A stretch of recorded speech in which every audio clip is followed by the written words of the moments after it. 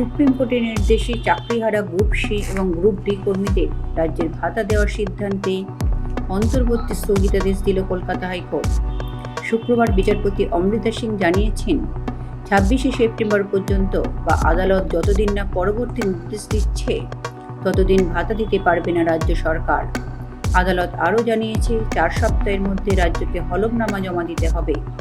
তার 15 দিনের মধ্যে পাল্টা হলফনামা দেবেন মামলাকারীরা। সরকার যে গ্রুপ সি এবং গ্রুপ ডি কর্মচারীদের যে ভাতা ইন্টারিম রিলিফ হিসেবে দিতে চেয়েছিলেন সেটি অন্তর্বর্তীকালীন স্থগিতাদেশ দিয়েছেন এবং 26শে সেপ্টেম্বর পর্যন্ত সেই স্থগিতাদেশ দিয়েছেন।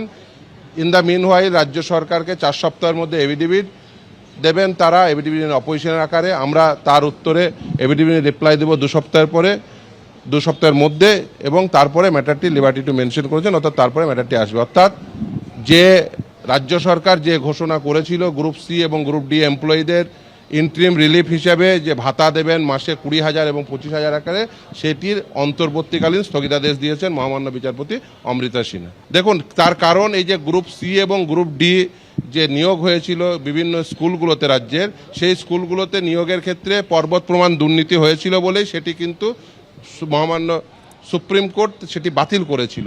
বাতিল করার পরে সেখানে even West Bengal board of secondary education তারা চেয়েছিলেন যে অন্ততপক্ষে কিছুদিনের জন্য তারা স্কুলে যান।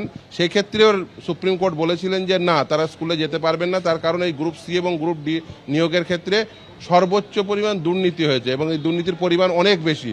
যারা সাদা খাতা জমা দিয়ে গ্রুপ সি এবং গ্রুপ ডি এমপ্লয়ি হিসেবে ঢুকলেন, তাদের কাছ থেকে টাকা আদায় করার, অর্থাৎ মাইনে হিসেবে যে টাকাগুলো পেয়েছিলেন সেই টাকাগুলো ফেরত দেওয়ার নির্দেশ ছিল। এতদ সত্ত্বেও তারা টাকা ফেরত দেওয়ার বদলে, রাজ্য সরকার টাকা ফেরত নেওয়ার বদলে মাসে মাসে তাদেরকে ইন্টারিম রিলিফ হিসাবে 20,000 এবং 25,000 দেওয়ার বন্দোবস্ত করেছিলেন।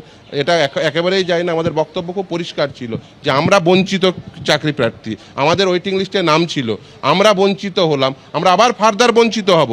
যদি ভাতা দিতেই হয় তাহলে 31 লক্ষ ক্যান্ডিডেটকে কেন নয়, ভাতা দিলে প্রত্যেককে দাও, না হলে ওই সাদা খাতার যে জমা দিয়ে যারা শিক্ষকতা পেলো বা শিক্ষাকর্মী হলো, এক্ষেত্রে ডিসিশনটা ছিল শিক্ষাকর্মীদের জন্য। সাদা খাতা জমা দিয়ে যারা group C group D employee হলো তাদেরকে কেন টাকা দেওয়া হবে? ফলে আজকে সেই আর্গুমেন্টের উপর ভিত্তি করে, আপনারা শুনেছেন, সেই আর্গুমেন্ট হয়েছে।